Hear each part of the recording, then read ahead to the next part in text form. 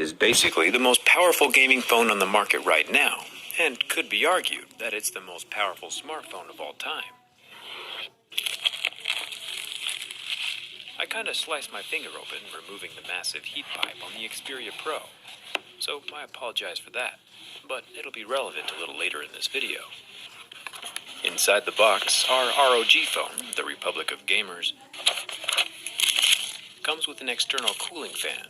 This time around it's got the RGB lights on the bottom, with 2 extra clicky buttons on either side of the fan. Moving 2 gaming buttons to the back saves screen real estate for your eyes.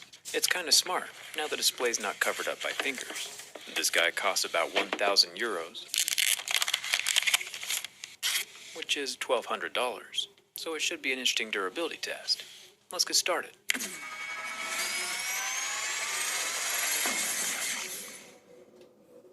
Right off the bat, this phone is pretty dark, black everywhere, with some futuristic text and LED designs on the back.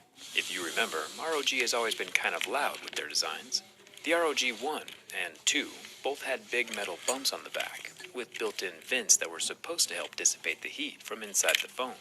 Then the ROG 3 came along with its more subtle design, but still had that massive metal aerodynamic cooling system inside for the heat dissipation, which was also visible from outside the phone with a little transparent window.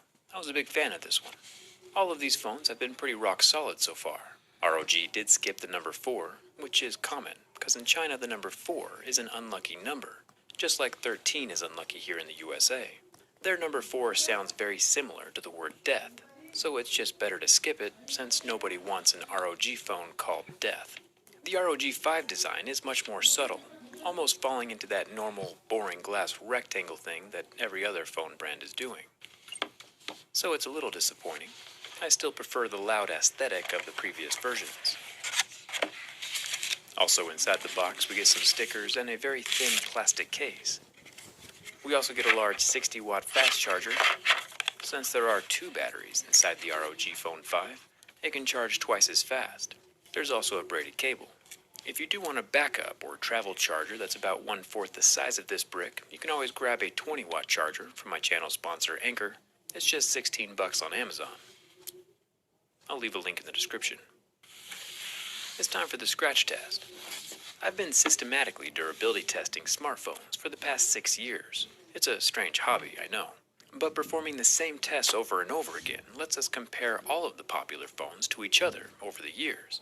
And luckily, the vast majority of the phones that I test survive. It's pretty rare when a phone fails. The ROG 5 is using Gorilla Glass Victus, and we start seeing scratches at a level 6 with deeper grooves at a level 7. Everything's pretty normal so far.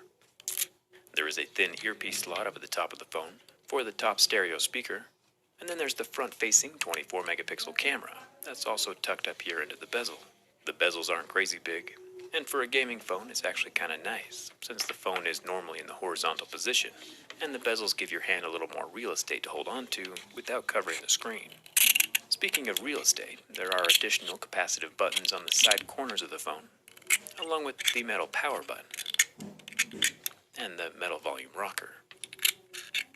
These capacitive triggers can be programmed to different actions while gaming.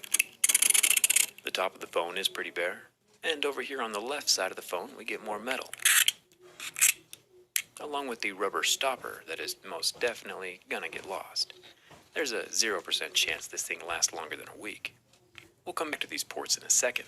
The SIM card tray is also metal. And funny enough, a normal size SIM card removal tool isn't long enough to open it up. You'll need an extra long tool to get the job done. Also, strangely, there is no rubber ring around the SIM card tray opening, which is usually like the bare minimum of water resistance. The ROG Phone 5 has no official IP rating, which means even ROG doesn't trust their rubber plug. The bottom of the phone has another USB-C port, as well as a headphone jack. I'm glad it's back, since it disappeared on last year's model. Now, it's pretty cool of Asus to include a fan in the box. I'm still skeptical that blowing air on the surface of the phone, on the outside of the glass, has any meaningful impact on the internal temperatures. But Asus says that the fan, which also has a kickstand, decreases the surface temperature by 15 degrees, and the internal processor by 10. I'll have to test that out later, if the phone survives. Jumping into the settings, we can change up the exterior lighting, since we know that the RGBs improve the FPSs of the ROGs. I'll bump the fan to full blast so you can get a feel for how loud it is. And then I'll drop it down to minimum. Nothing super crazy. My favorite active cooling system that we've ever seen is still the thermoelectric cooler on the Black Shark 3. That thing drops the temperature to just above freezing, and was pretty impressive. It'll be cool to see how these lights work from the inside during the teardown. Unlike the ROG-1 and the ROG-2, the surface of the ROG-5 is totally flat, made out of one solid slab of glass. The rear camera lens is also pretty low profile. There are 3 cameras underneath, a 64 megapixel main camera that can film in 8K, a 13 megapixel ultra-wide camera, and a 5 megapixel macro camera, along with a single colored LED flash, all protected under glass. Now, fingerprint scanners and I don't always have the best luck together. The ROG-5 does have an under-display scanner, it's optical, but unfortunately, it doesn't seem to want to read my fingerprint very much. Granted, there are a few level 7 scratches already over the top, and my fingers are not pristine, but for €1,000, I was kinda hoping for a little better performance, since, gaming phones are all about performance. The screen of the ROG-5 is where things start to really shine. We have a 6.7-inch display with 1 billion colors, a 144 Hz refresh rate, and a 300 Hz input touch sensitivity rate, which is a pretty big deal while gaming. Basically means you'll be fire. Actual fire, of course, is probably frowned upon, but it's good to know that the AMOLED display can last for 30 seconds under my flame and still completely recover, minus the oleophobic coating, of course. See, look at this. I've already forgot about the rubber stopper, and it's only been like 7 minutes. And I don't know about you, but when I think of gamer, I think of some pretty aggressive hand movements, because emotions are usually high, which means that a gaming phone should be even more durable than a regular phone. And keep in mind during this bend test that I'm not even using all of my fingers right now. Unfortunately, with the very first bend, we see some pretty major cracking along the antenna line near the bottom half of the phone, and that small crack, for some reason, has catastrophically affected the internal vibrator, which now sounds more like a hissing cat than anything else. With another bend from the front, we lose the entire screen. At that same weak point, that antenna line. The Victus glass in the front is still intact, it's just the display under the glass that has given up the ghost. 1 billion colors are gone in an instant. This, of course, is not an ideal situation. A phone without a screen is like a car without tires. Finally, we'll flip the phone around to the back and try one more time.